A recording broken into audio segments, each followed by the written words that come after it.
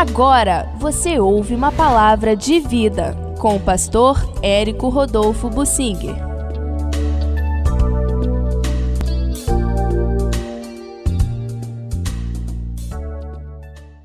Eu quero falar sobre as tribos transjordânicas e aqueles homens que, apesar de valentes, no fim acabaram sendo dizimados e uns poucos levados para o cativeiro, de onde não voltaram mais.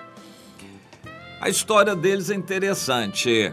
Aquela região conquistada ainda por Moisés, do outro lado do Jordão, a região de Bazã, a região dos amorreus ali com Seom, era uma região de pastos verdejantes.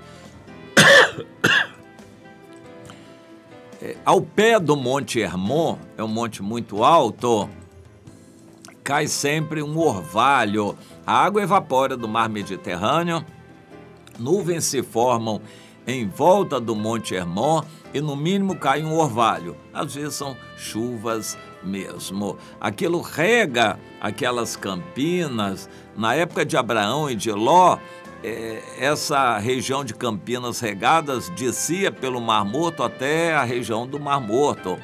É interessante, mas na época da conquista praticamente se limitava à região do norte.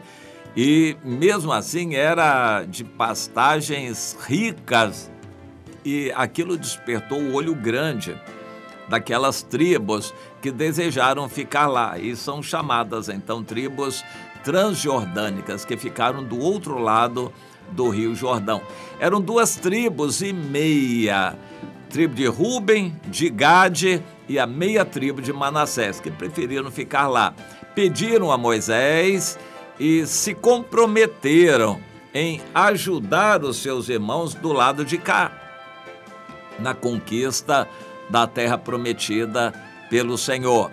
Eles viriam ajudar, mas a parte deles ficaria do lado de lá. O parecer agradou à congregação e também ao Moisés, que permitiu. E no recenseamento, em ambos os recenseamentos, no início do livro de Números, na saída do Egito, e depois no final do livro de Números, na proximidade da entrada da Terra Prometida, ou seja, quase 40 anos depois, o número foi aproximadamente o mesmo. Eles eram mais de 120 mil homens. Agora eu quero ler aqui em Crônicas, 1 Crônicas, no capítulo 5, é bom a gente lembrar que os livros de Crônicas provavelmente foram escritos após o exílio, e então alguns detalhes divergem dos livros de reis que foram escritos mais próximos à época em que as coisas aconteceram. Então, diz aqui, 1 Crônicas 5, a partir do versículo 18. Dos filhos de Ruben, dos gaditas e da meia tribo de Manassés, homens valentes traziam escudo e espada, entesavam o arco de flechas e eram destros na guerra. Houve 44.760 capazes de sair a combate. Inicialmente eram mais de 120 mil.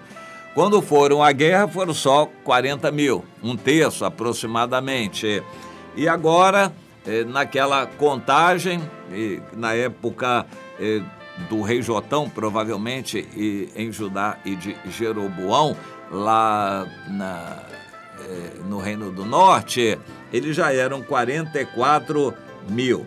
Mas a menção é originalmente aos que fizeram guerra aos agarenos, venceram, foram ajudados porque clamaram a Deus e conquistaram grandes vitórias. Levaram como despojo o gado, muita coisa, inclusive 100 mil pessoas escravas que eles levaram.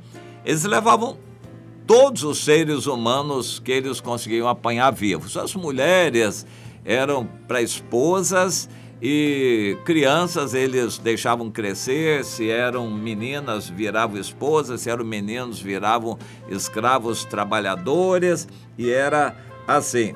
E naquela guerra, Deus deu uma grande vitória e eles habitaram então do lado de lá do Rio Jordão e prosperaram e cresceram, se fortaleceram. Foram homens valentes, famosos, cabeças de suas famílias.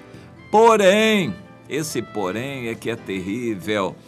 O versículo 25, cometeram transgressões contra o Senhor, Deus de seus pais, e se prostituíram, seguindo os deuses dos povos da terra, os quais Deus destruíra de diante deles. Pelo que o Deus de Israel suscitou o espírito de Pul e de Tiglat-Pileser, reis da Assíria, que os levaram cativos. Primeiro Pul e depois o Tiglat-Pileser terminou. A parte transjordânica foi a primeira a ir para o cativeiro e depois o restante do país também. É possível que quando foram levados cativos, alguns conseguiram fugir para o lado de cá do Rio Jordão, mas por fim a Assíria veio e levou a todos. Matou a maior parte e levou muitos cativos, e aquela história acabou.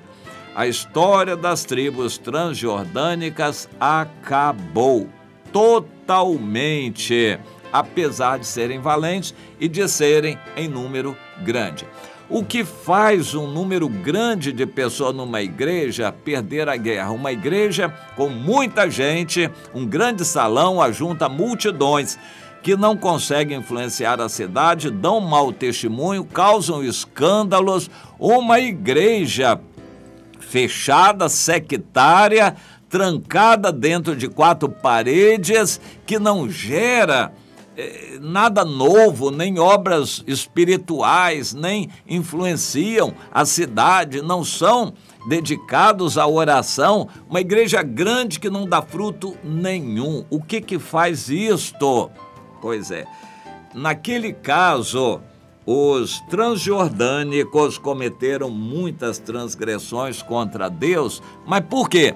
Porque eles se enriqueceram, se envaideceram, se ensoberbeceram e não foram zelosos. Faltou o discipulado, não houve líderes que zelassem pela qualidade espiritual. Isso é um problema sério.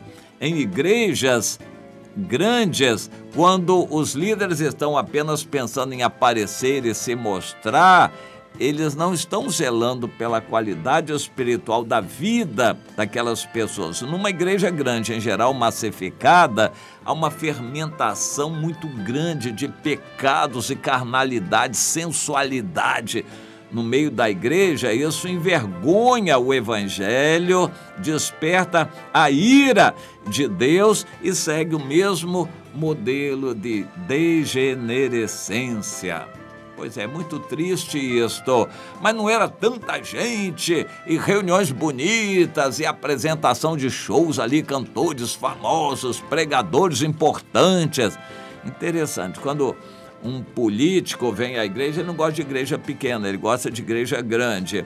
Quando um pregador famoso vem do exterior, ele não gosta de pregar numa igreja pequena, ele vai pregar numa igreja grande, e assim por diante. Um grande cantor, um grande artista evangélico vem do exterior, é claro que ele vai para as igrejas grandes. Esse é um dos problemas. Aquilo vai fermentar, ao invés de ser bênção, aquilo vai fermentar e acomodar os crentes. Um número grande de crentes que não fazem nada, um número grande de crentes que não influenciam, não salgam o ambiente à sua volta, são um sal insípido e, por fim, o destino é se acabar. Deus, infelizmente, faz essa história se repetir, porque Deus não quer um povo dando mau exemplo, mau testemunho, e isso tem acontecido. Grandes igrejas vão definhando e se acabam, porque o mau testemunho vai despertando a ira de Deus. A acomodação é o problema. A ordem de Deus para nós é sacudir, despertar a igreja. Procure entender isso, meu irmão, procure entender isso, minha irmã, para você não se amornar espiritualmente, não ficar morna espiritualmente. Isso é um veneno e é algo que vai acontecendo devagarzinho. As pessoas não percebem que já não estão fervorosas, elas já estão mornas. E o morno, a Bíblia diz, está a ponto de ser vomitado da boca do Senhor. Você está nesse caminho para ser vomitado, minha irmã? Você está nesse caminho, meu irmão, para ser vomitado da boca do Senhor?